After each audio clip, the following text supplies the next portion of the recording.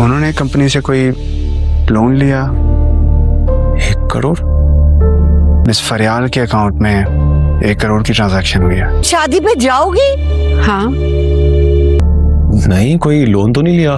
तुम सोचा था यहाँ से जल्दी ही उसे चलता करूंगी, अगर शादी हुई तो? और ऊपर से वो उम्मीद से भी हो गई, लेकिन जरार तो उसके खिलाफ एक लफ्ज सुनना नहीं चाहता।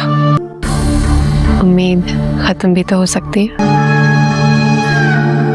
उम्मीद से हुई है। ज़ीनिया का अब शातिर दिमाग किसी को भी सुकून से रहने नहीं दे रहा। एक तरफ तो वो महक की जिंदगी बर्बाद कर रही है और दूसरी तरफ फरियाल की ज़ीनिया और इसकी माँ मिलकर अभी प्लानिंग कर रही हैं कि महक जो माँ बनने वाली है वो दोनों मिलकर पहले इस उम्मीद को ख़त्म कर देगी और इसके बाद फरियाल की जो शादी हो रही है वो इसकी शादी को भी तुड़वा देगी। ज़ीनिया ने अब कुछ प्लानिंग करके फरियाल के अकाउंट में कुछ पैसे भी भेज दिए हैं और वो अपनी माँ से ये भी बोल रही है कि वो फरियाल की शादी में ज़रूर जाएगी, क्योंकि ज़ीनिया ने ऐसी प्लानिंग की हुई है कि शादी वाले दिन फरियाल की शादी ही टूट जाएगी।